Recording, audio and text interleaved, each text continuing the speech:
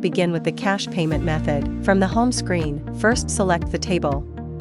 This will take you to the items menu screen, where you can add all the items your customer wants to order. After adding the items, click on the KOT button. This sends the order directly to the kitchen so preparation can begin. Once that's done, you can click on the invoice button to generate the bill, and if required, you can also print it. Now, to complete the payment, click on the Pay button. Go ahead and select Cash. On this screen, you'll see the total bill amount.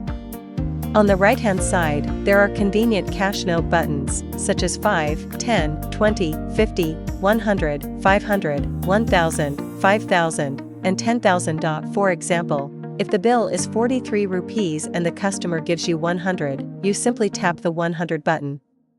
The system will process the payment and automatically show the balance to return. You also have the option to use the toggle keyboard at the bottom, where you can manually type in any amount.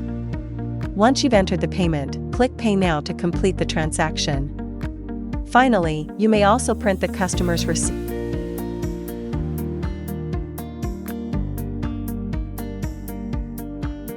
From the home screen, select the table, add the items, and then click on the KOT button to send the order to the kitchen. Next, click on the Pay button, and this time choose card as the payment method. The system will process the transaction via card.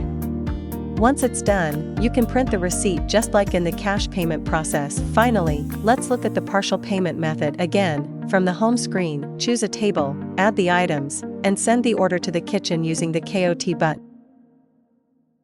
Click the Pay button and select Partial Payment. Here, you'll notice two options at the top, cash and card. For example, they may pay part of the amount in cash and the rest by card.